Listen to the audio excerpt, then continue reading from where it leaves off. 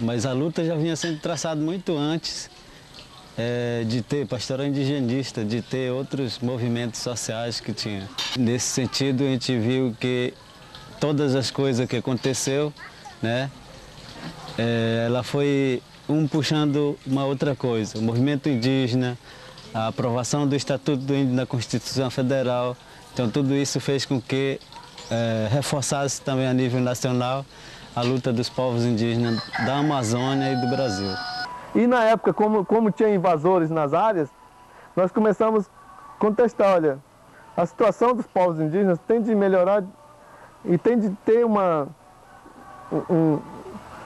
trabalho específico para eles, um trabalho de conhecimento para eles. Então nós começamos a articular com os outros povos. Meu primeiro contato foi com os Maiuruna do Lameirão. Na época a FUNAI tinha mudado eles para o Lameirão. E viajei durante 18 dias para chegar nessa comunidade e vim para Atalaia do Norte para conversar com eles, porque nós não tínhamos contato com os outros povos e era difícil, era tudo a remo. Nós começamos a fazer esse contato que valeu a pena, que acreditaram na gente.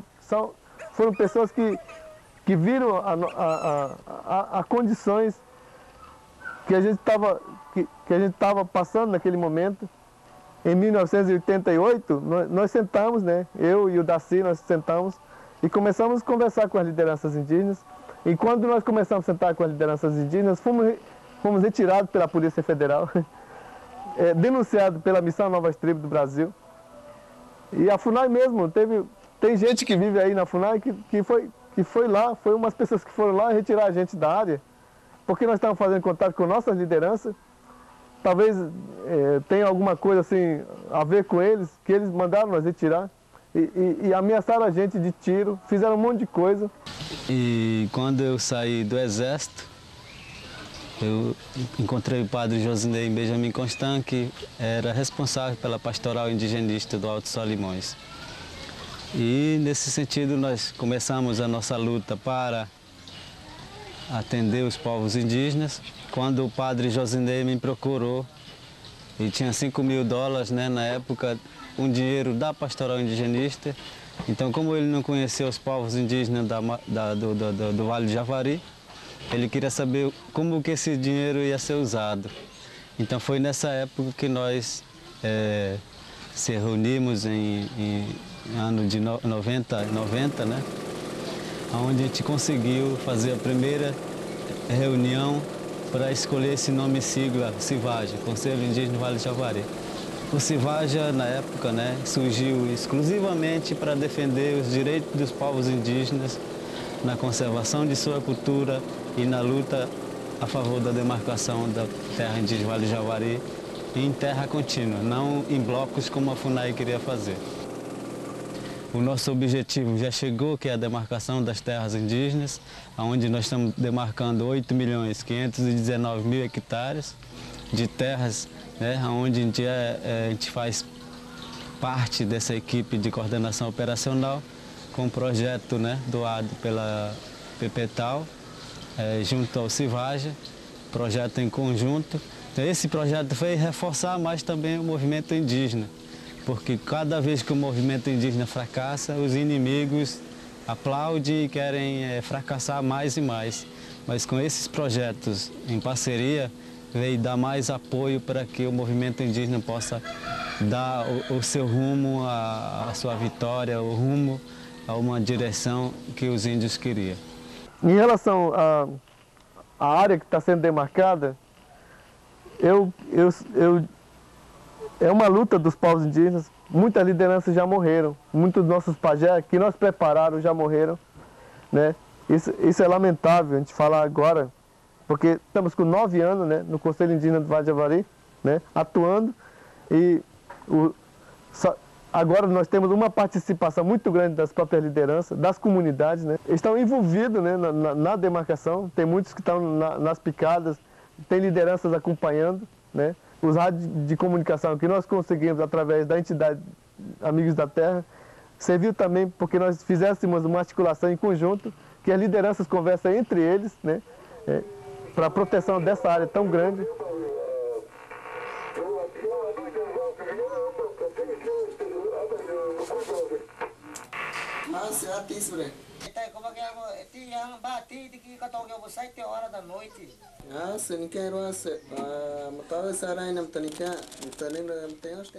Em relação a quando chegou o projeto da demarcação das terras indígenas do Vale do Javari, nós sentamos muito com o FUNAI, com o PPTAL, para nós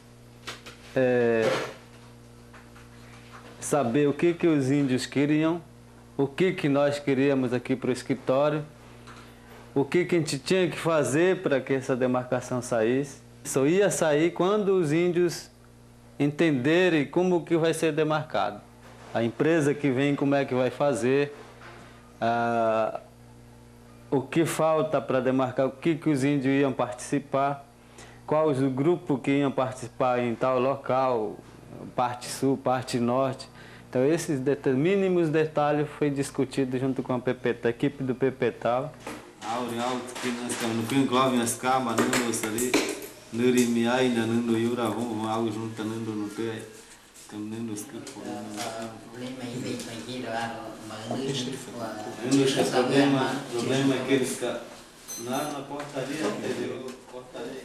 Então, através da demarcação, através do movimento indígena, ela aproximou esses povos.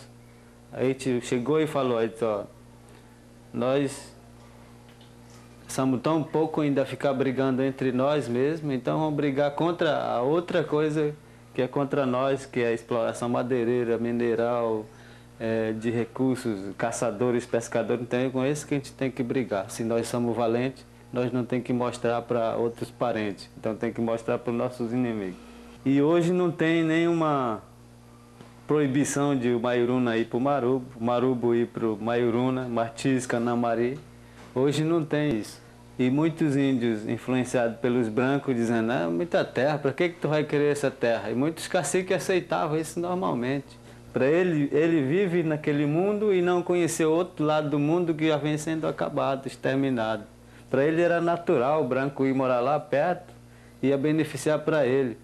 Mas não estava sabendo ele que os brancos que iam morar estavam destruindo.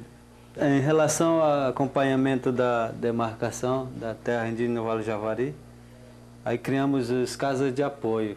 Aí, o que é a casa de apoio? Casa de apoio vai ser uma casa de fiscalização e acompanhamento da demarcação. Porque a equipe que nós temos aqui são 7 equipes, cada equipe tem um índio, fiscalizando através do Silvagem. Nós temos a primeira casa de apoio, que seria aqui em Igarapé-Batã. Então, no Igarapé-Batã tem muito mogno, a complexidade de madeireiros que entra, tanto do lado do Peru como brasileiro, é muito grande.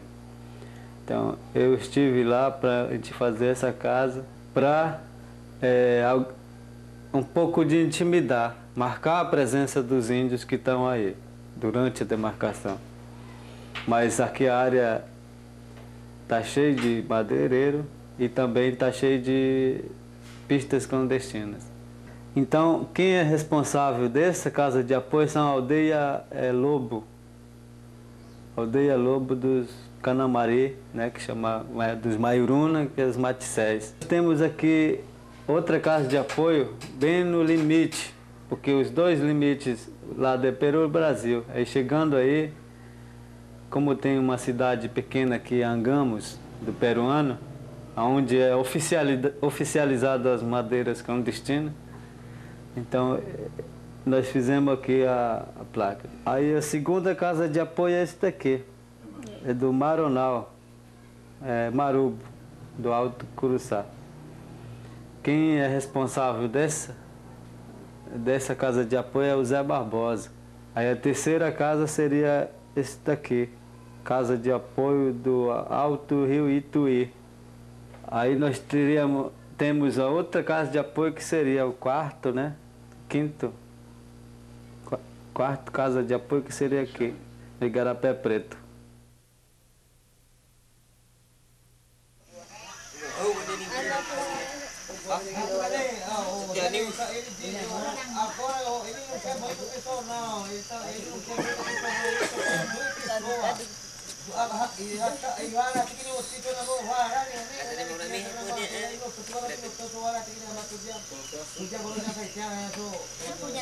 Se mandasse, Ele tem preguiça de estudar pessoal, esse professor que vem aí. Essa pessoa também tá preguiçoso mesmo. o do Massapê. Do Massapê.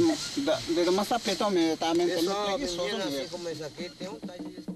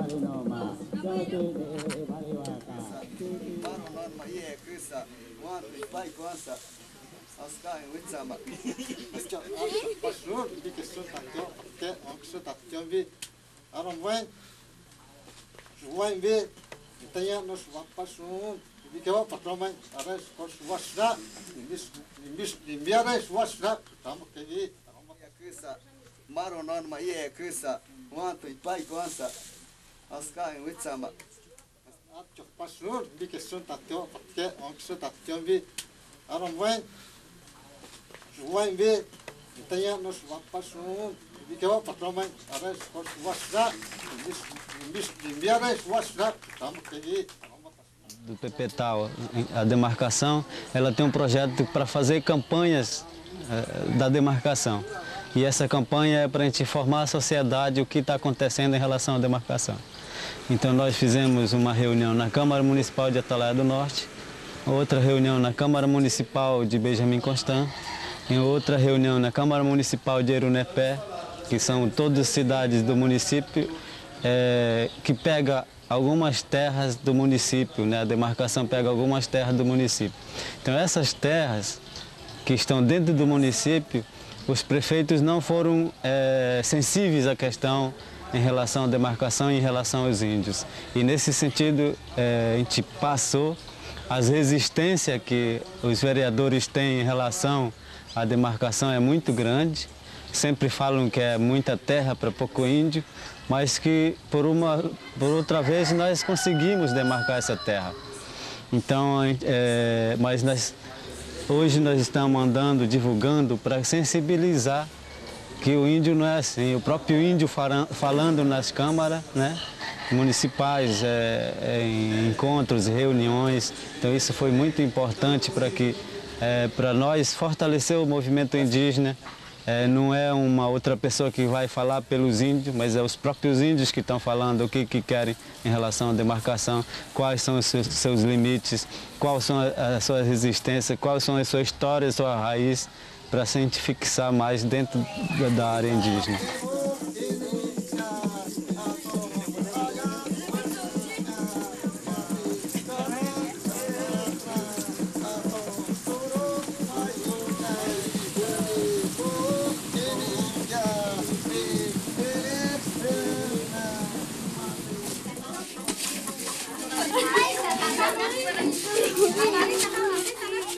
Hoje a vitória que tem foi uma luta espiritual muito grande de todos os povos indígenas do Vale do Javari e dos povos que foram exterminados, esse espírito forte que tem o Vale do Javari. Então isso deu um caminhamento também a nível espiritual. Eu acho que nós não vamos viver só de acertar.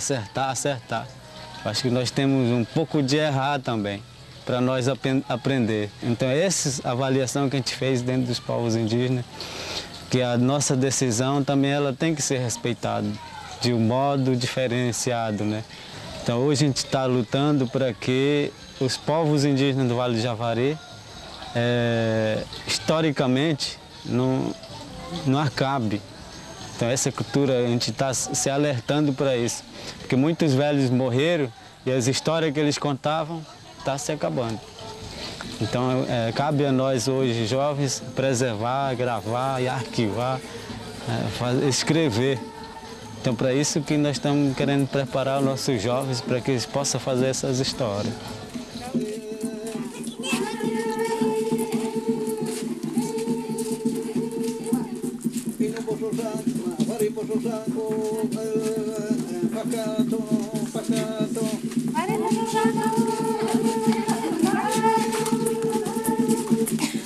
Que não